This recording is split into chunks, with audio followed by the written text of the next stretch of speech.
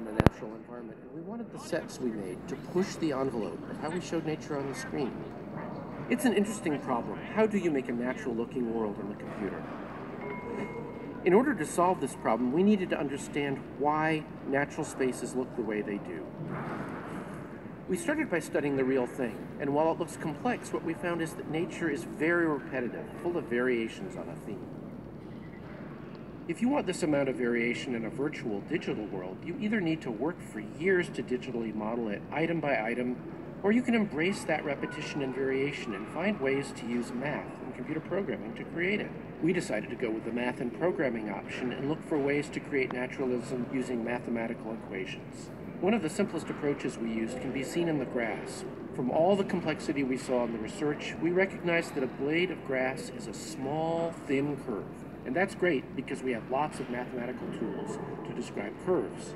We chose the parabola because it allows us to create a shape that grows up in a direction, then gracefully bends to make a curve, just like grass does in nature.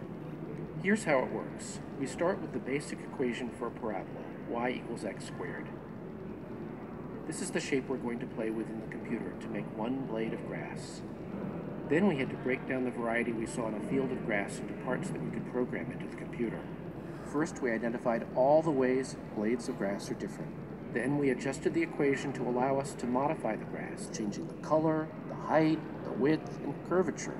And boom, lots of different grass. Since then, we've used a similar approach in many of our films, but most significantly in Brave, where the film directors wanted to turn up the volume and variety of organic elements in the sets. For Brave, the set modelers used programming and random variables to create a lot of stuff.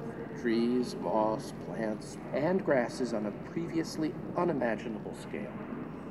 And that's one of the things I like about working on these films, how you can come up with a great idea to solve a problem on one film, but that work years later can be used in a whole new way on another film.